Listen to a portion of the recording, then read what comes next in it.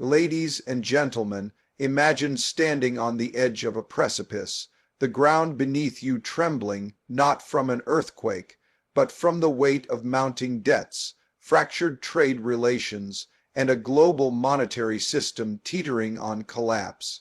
This isn't a scene from a dystopian novel. It's the reality we face today. The situation we find ourselves in is deeply troubling, not merely because of the magnitude of the debt we have accumulated, but because of the trajectory it puts us on, a trajectory that history tells us rarely ends well.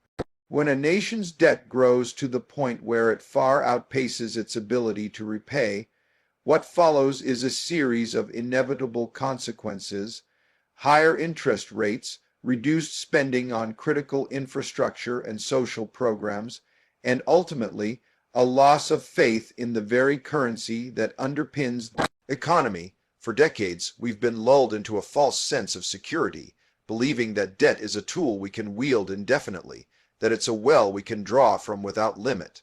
But as we now see, that well is running dry. Our national debt has surged past $36 trillion, and this isn't just an abstract figure. It's a reflection of decades of fiscal mismanagement and a political climate that prioritizes short-term gains over long-term stability. Each year, we're spending far more than we take in, and as the interest payments on that debt balloon, they eat up a larger share of the budget. The result: a vicious cycle where we borrow more just to cover the interest on what we already owe. This isn't an isolated problem. It's compounded by an economic environment that is increasingly fragile. As borrowing costs rise, businesses and consumers feel the pinch, investment slows, and economic growth stagnates. We're entering an era where the cost of capital is no longer cheap, and that has profound implications for everyone. For governments, it means less room to maneuver in times of crisis.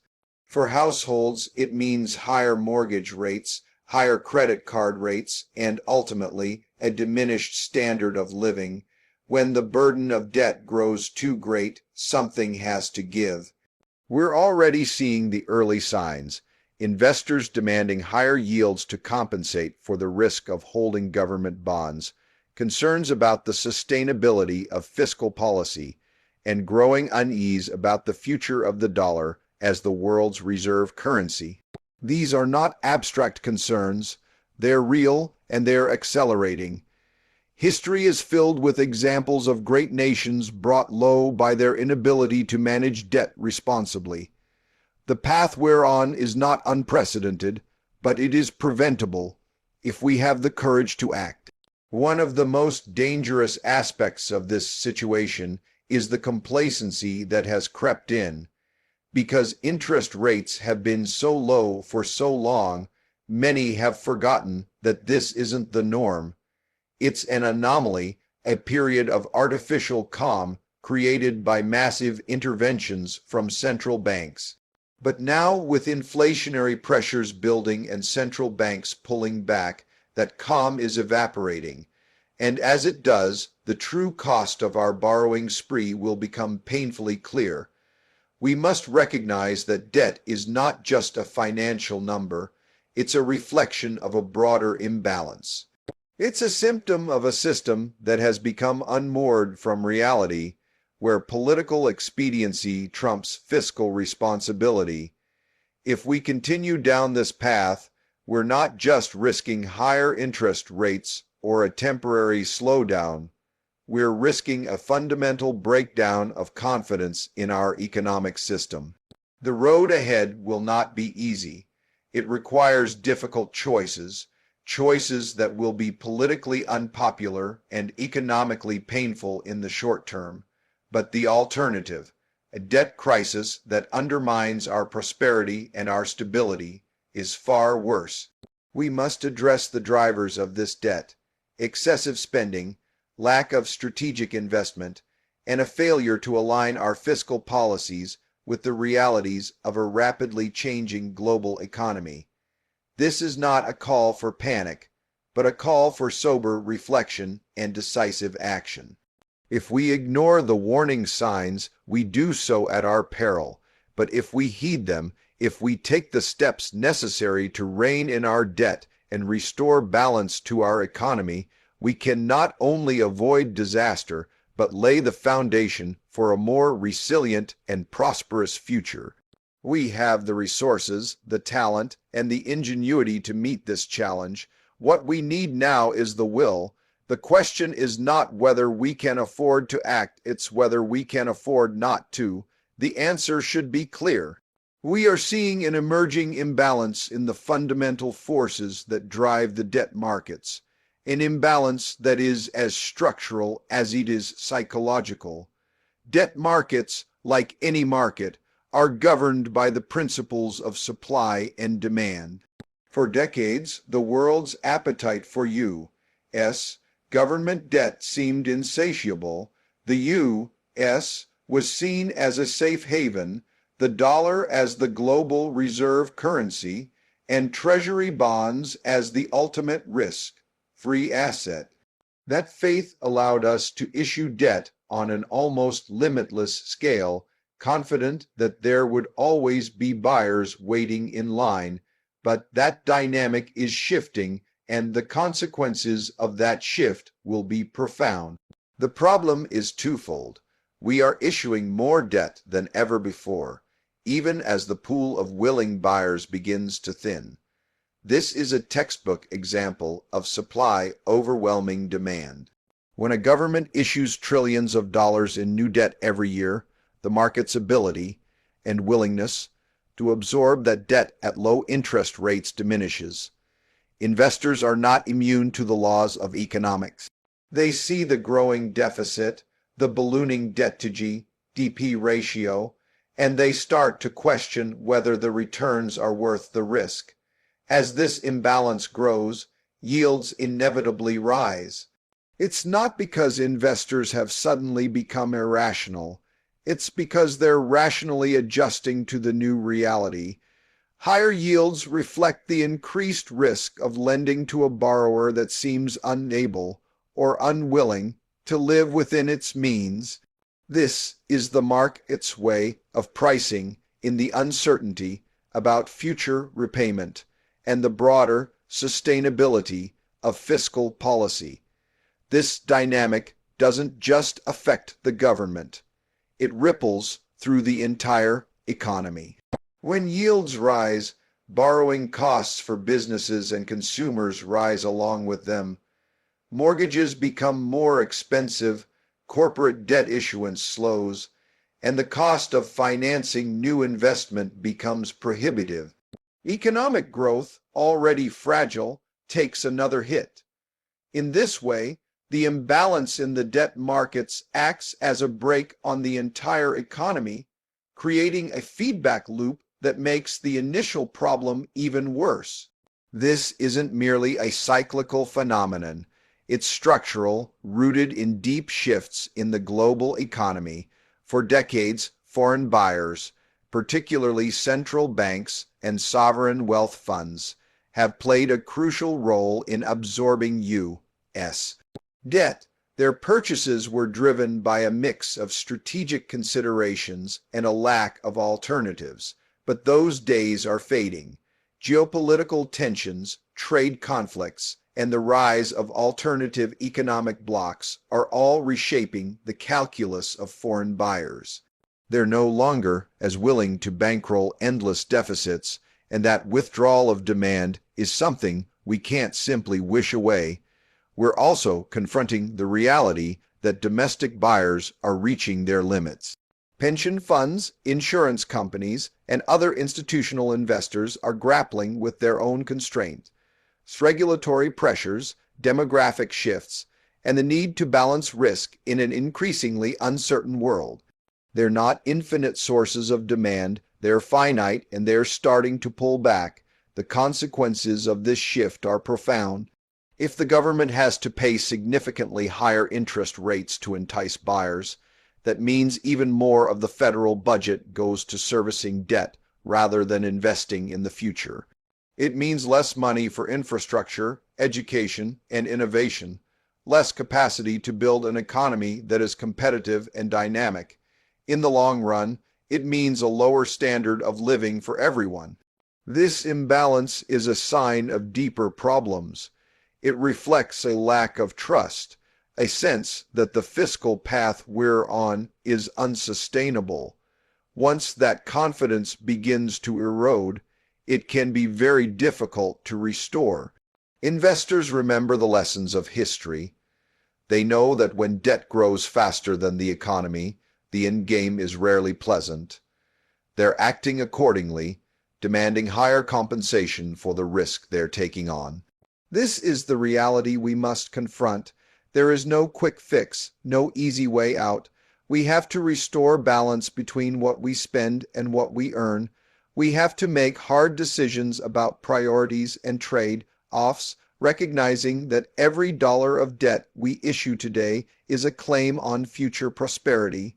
We should not view this as a cause for despair, but as a call to action. The debt markets are giving us a message: change course or pay the price. It's a message we would be wise to heed, because the longer we wait, the more painful the adjustment will be. If we act with discipline and foresight, we can avoid the worst outcomes. If we ignore the warnings, we will find ourselves paying ever higher costs for the privilege of borrowing, until that privilege itself disappears. What we're witnessing now is not merely a series of isolated economic disruptions, but the slow and steady unraveling of the global monetary system that has underpinned decades of relative stability and growth. This system, built on a foundation of trust, cooperation, and sound money management, is starting to show its cracks. The consequences of these cracks will not be evenly distributed, nor will they be easily contained. History tells us that when the basic architecture of the financial order begins to fail, the impact is felt far and wide, often in ways that are both profound and unpredictable. At the core of this unraveling is a fundamental mismatch between how money is created and how it is being managed. Central banks, for years, have pursued policies that rely heavily on the expansion of credit and the manipulation of interest rates. These tools were once effective stabilizers, but they have become blunt instruments in an environment where the scale of the imbalances is so vast. Excess liquidity has distorted asset prices, fueled speculation, and created bubbles that now threaten to pop under the weight of their own contradictions. The second issue lies in the erosion of trust. The global monetary system rests on the confidence of participants, confidence that currencies will hold their value, that governments will honor their obligations, and that rules will be applied fairly. But that trust has been undermined by years of debt monetization, political dysfunction, and the weaponization of economic levers in geopolitical disputes. What was once a cooperative endeavor is now becoming a contest for dominance, where alliances shift and the old guard of economic leadership struggles to maintain its position. The structure of the global monetary system itself is no longer fit for the challenges of the modern world. It was built in a different era, an era when the U.S. dollar's supremacy was unchallenged and global trade was expanding rapidly. Now, with competing economic blocs and rising geopolitical tensions, the dominance of the dollar is being called into question. Nations that once passively accumulated dollar-denominated assets are now seeking alternatives, driven by both strategic and economic concerns. This breakdown is not occurring in a vacuum. It is interacting with other forces: debt, demographic change, and technological disruption, creating a complex and volatile environment. The interplay between these factors accelerates the erosion of the monetary system's foundations. When governments respond to these challenges by doubling down on policies that created the problems in the first place, such as endless monetary easing and fiscal profligacy, they only deepen the crisis. One of the most dangerous illusions is that these problems can be solved with more of the same. More debt, more liquidity, more intervention. These are palliative measures at best, treating the symptoms while leaving the underlying disease to fester. They delay the reckoning, but they cannot prevent it. In fact, they often make it worse by inflating asset bubbles and misallocating capital on an even larger scale. We're seeing the consequences of these misguided policies already. Inflation, once dismissed as a temporary inconvenience, has become entrenched in many economies. Asset markets that once seemed invincible are showing signs of stress. Currency volatility is increasing as countries scramble to protect their own interests in a world that is becoming more fragmented and less cooperative. What's needed now is a recognition that the system itself is at risk. This is not a matter of minor adjustments or technical tweaks. It's a question of whether the global monetary order can adapt to a world that is fundamentally different from the one that gave birth to it. If it cannot, then we are headed for a period of profound upheaval, where the old rules no longer apply and the new rules have yet to be written. This period of adjustment will not be easy. It will require leaders with the vision to see beyond short-term political gains and the courage to make decisions that are in the long-term interest of stability and prosperity. It will require international cooperation at a time when trust is in short supply. Above all, it will require a willingness to accept that the era of easy money and perpetual borrowing is over. The global monetary system is more than just a collection of policies and institutions. It's the backbone of the economic order. When that backbone weakens, everything built on top of it becomes unstable. We are at a critical juncture. The choices we make now will determine whether we rebuild a stronger, more sustainable foundation, or whether we allow the entire edifice to come crashing down around us. The future remains unwritten, but one thing is clear. Pretending the problem isn't real will only guarantee that the reckoning, when it comes, will be far more severe. What we are experiencing now is not an isolated set of economic challenges, but a pattern that has echoed throughout history.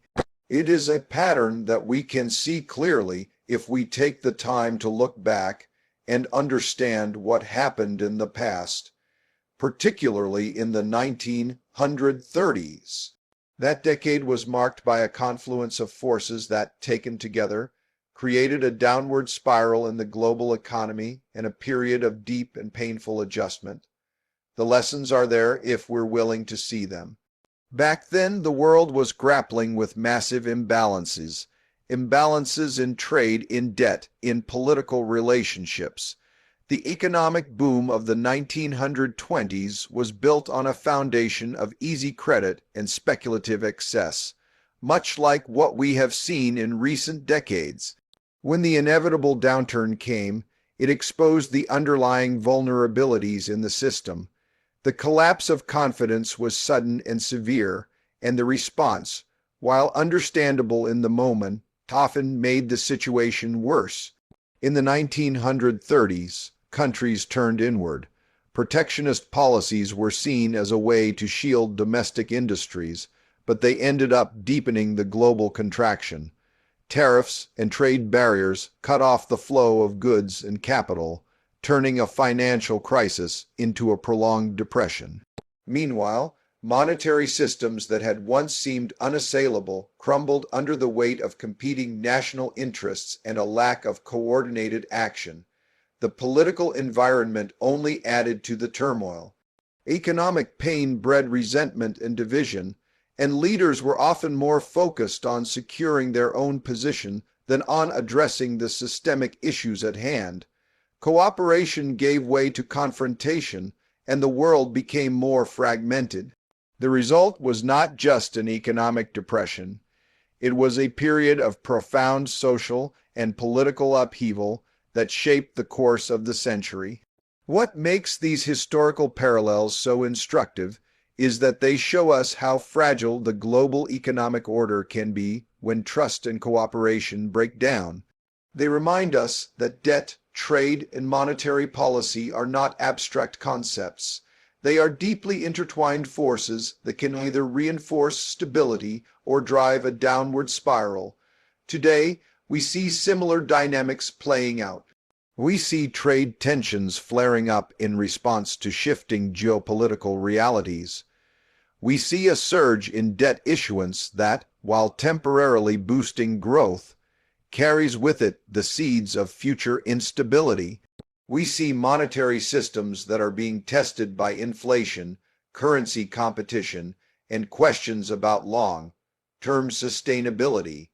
What is striking is how the responses mirror those of the past, turning inward, focusing on short-term fixes, and failing to recognize that the problems are systemic.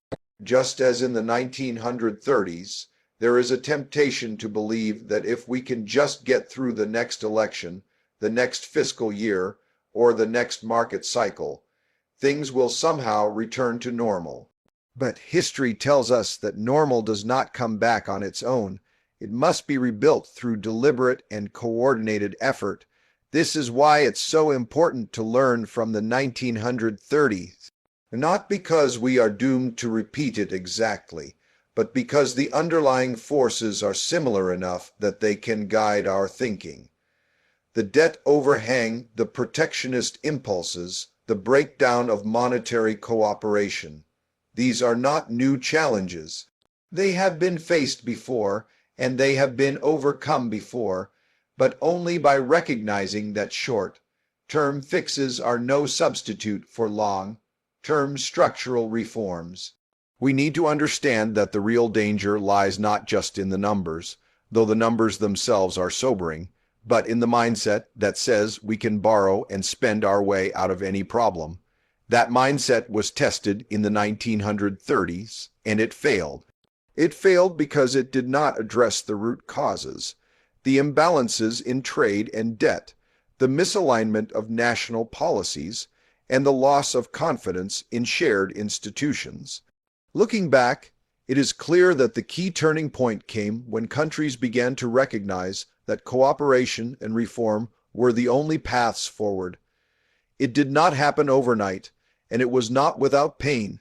But the alternative, continued fragmentation and deepening crises, was far worse. Today, we stand at a similar crossroads. We can choose to see the signs for what they are, to learn from the past, and to begin the hard work of restoring balance and trust. Or we can continue to repeat the mistakes of those who thought the problems would somehow solve themselves. History does not repeat itself exactly, but it often rhymes. The echoes of the 1930s are all around us, and they are telling us something very clear. If we want to avoid a similar fate, we must act with a sense of urgency and a willingness to look beyond the immediate horizon. Because the past is not just a lesson, it is a warning. The need for fundamental fiscal reform has never been more pressing. What we're dealing with today isn't just about numbers on a balance sheet. It's about the sustainability of an entire system that has, for too long, been built on the premise that borrowing can continue indefinitely. For decades, the idea of responsible fiscal management has been overshadowed by short-term political imperatives and a reluctance to make difficult choices. Now, the costs of those decisions, or the lack of them, are becoming painfully clear. When debt grows faster than the economy, something has to give. This is not theoretical. It's a reality that has played out time and again throughout history. As debt burdens rise, so too does the cost of servicing that debt. Interest payments start to consume a larger and larger share of government revenues, crowding out spending on the very things that can drive growth and improve living standards: infrastructure, education, research, and innovation. This is a cycle that, left unchecked, leads to stagnation and decline. At the core of the problem is a mismatch between what is politically expedient and what is economically necessary. It's always easier to promise more spending, to cut taxes, and to put off the hard decisions for another day. But each time those choices are deferred, the underlying imbalance grows. Over time, the debt becomes not just a financial burden, but a drag on the entire economy, a weight that slows growth, reduces flexibility, and limits our ability to respond to future crises. The consequences of ignoring this are already visible. We're seeing rising interest rates, not because of some arbitrary market reaction, but because lenders are beginning to demand compensation for the risk they are taking on. They see the trajectory of government debt, and they understand that lending to a borrower with an unsustainable fiscal path carries real risk. As interest rates climb, the feedback loop intensifies. Higher borrowing costs lead to more borrowing just to cover interest payments, which in turn leads to even higher rates down the line. This is why fiscal reform is not just about numbers. It's about restoring credibility. It's about demonstrating to investors, businesses, and citizens that there is a plan, that the government is capable of making hard choices to restore balance and sustainability. Without that credibility, trust erodes. And once trust is gone, it becomes far more difficult and far more expensive to rebuild it. The challenge is that fiscal reform is, by its very nature, politically difficult. It requires confronting entrenched interests, rethinking priorities, and accepting that there will be pain in the short term.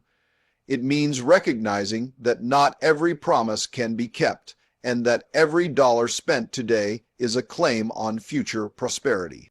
It means having the courage to say no when everyone wants to hear yes, but the alternative, continuing down the current path, is far more dangerous. If we allow debt to continue to grow unchecked, we will eventually face a crisis of confidence that could undermine the very foundations of our economy.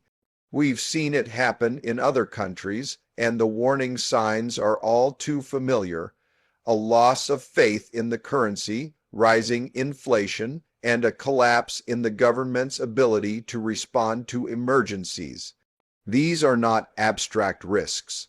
They are the logical endpoint of a system that refuses to change until it has no choice. Reform does not have to mean austerity for its own sake. It means rethinking how we spend, focusing on investments that drive long-term growth rather than short-term consumption. It means ensuring that the tax system is fair and efficient, capable of raising the revenue needed to support essential services without stifling economic activity. It means aligning spending with what we can afford rather than what is politically popular. None of this will be easy. It will require leadership that is willing to look beyond the next election cycle and focus on the long-term health of the economy. It will require building consensus and communicating clearly about the trade-offs involved. And it will require a shared recognition that the time to act is not at some distant point in the future. It is now. We have a choice to make. We can continue to put off the hard decisions, hoping that somehow the math will work itself out. Or we can confront reality, accept that there are no easy answers, and begin the process of restoring balance and sustainability. The stakes could not be higher, and the consequences of inaction are clear. It is time to face them head on, because the longer we wait, the fewer options we will have, and the higher the price we will all pay. The storm clouds are gathering, and the signs are unmistakable. But within this crisis lies an opportunity, a chance to course, correct, to rebuild, and to secure a prosperous future for generations to come,